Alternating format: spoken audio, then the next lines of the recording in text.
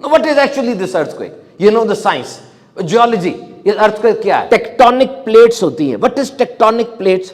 It's a very big solid rock, a mass, thousands of kilometers. ये बहुत बड़ी एक चट्टान समझ ले जमीन के नीचे है, कई हजार किलोमीटर बड़ी, और ये मूव करती रहती है। और जब ये दो मूव करती करती स्टक हो जाती हैं, ये मेरे पास यूएस जियोलॉजिकल सर्वे की तहकीक है, यूएसजीसी की मुसद्दका है। ये जब मूव करते करते आपस में स्टक हो जाती है, फंस जाती हैं, अब ये हिल नहीं पाती, तो स्ट्रेस पैदा होता है, और ये स्ट्रेस जब फ्रिक्शन से तेज हो जाता है तो एनर्जी रिलीज होती है। ये एनर्जी लहरों की सूरत में अर्थ को हिला के रख देती है, उसको जलजला कहा जाता है। अच्छा, ये तो बात साइंस ने कह दी, टेक्टोनिक प्लेट्स हैं, हिलती है, ये तो रीजन हो गई। वो उस वक्त क्यों खास हिलती हैं, उस जगह पर क्यों हिलती हैं, कब तक हिलती हैं, मुसलसल हिलती क्यों नहीं रहती, ये सब अल्लाह रब्बुल इज्जत की कुदरत है।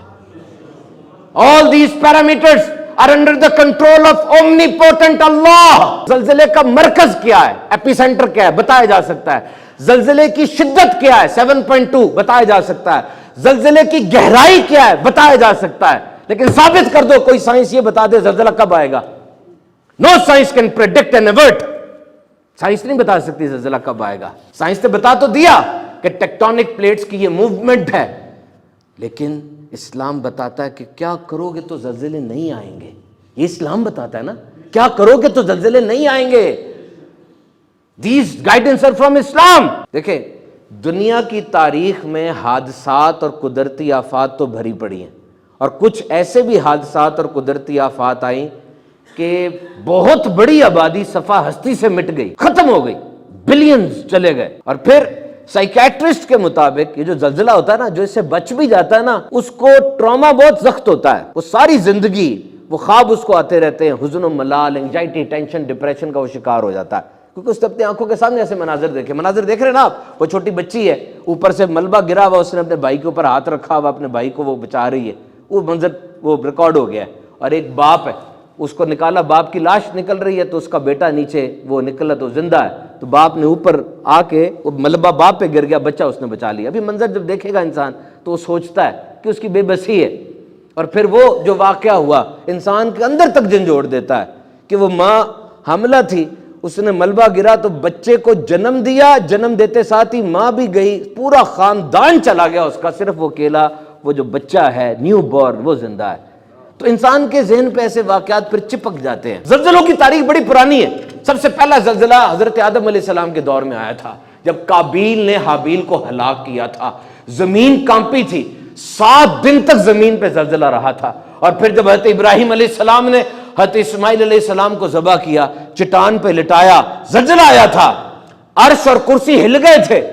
आसमान पर ये जो सूरज है ये अपनी जगह से हिल गया था और आसमान सुर्ख हो गया था। और फरिश्तों ने अर्ज की थी, अगर अल्लाह किसी को अपना खलील बनाता तो इनको बनाता।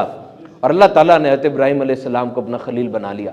हज़रत सालेह अलैहिस्सलाम की कौम पे भी ज़लज़ला आया था, उन्होंने उस ऊँटनी को मार दिया था, उस ऊँटनी को जो निशानी थी, ज़लज़ला आया। शुएब अलैहिस्सलाम की कौम पे ज़लज़ला आया। ये नाप तोल में कमी करते थे, हक पूरा नहीं देते थे, ज़लज़ला आया इनके ऊपर, हक पूरा दो। असहाबे फील के ऊपर जो काबा गिराने के लिए आया था, उसमें भी ज़लज़ला आया था। हज़रत मूसा अलैहिस्सलाम जब 70 बंदे लेकर गए कोहे तूर पे, ये 70 वो थे जिन्होंने गाय की पूजा नहीं की थी, ऊपर गए, अपने 70 बंदों से कहा कि अब पाकी हासिल करो, रोजा रखो। और फिर वो बादल आया, सबने सजदा किया और अल्लाह का कलाम सुना। अल्लाह ने फरमाया ये करो, ये ना करो। और फिर ये फरमाया कि जो गुनाह हुआ है ना, इसकी तौबा पे जानें ली जाएंगी, अपने आप को कत्ल करना है। तो जब वो बादल छट गया, इन 70 ने कहा कि बाकी बातें हैं, लेकिन ये जो तौबा पर जान लेने का कहा गया ना, हम उस वक्त तक नहीं मानेंगे जब तक एलानिया रब को देख नहीं लेंगे। उसी वक्त ज़लज़ला आया। हज़रत मूसा अलैहिस्सलाम ने रिक्वेस्ट की, अल्लाह की बारगाह में अर्ज की। अल्लाह ने फरमाया, मेरी शान ये है कि मैं जिसे चाहता हूं अपना अजाब पहुंचाता हूं और कोई दखल अंदाजी नहीं कर सकता, वो अल्लाह है। और मेरी रहमत की शान ये है कि मेरी रहमत हर चीज को घेरे हुए है, दुनिया में हर मुसलमान, हर इताअत गुजार, हर नाफरमान को घेरे हुए है। और एक ज़लज़ला उस वक्त भी आया था, नबी मुकर्रम सल्लल्लाहु ताला अलैहि वसल्लम की विलादत हुई کفر چھٹ گیا, ظلمت دور ہوئی,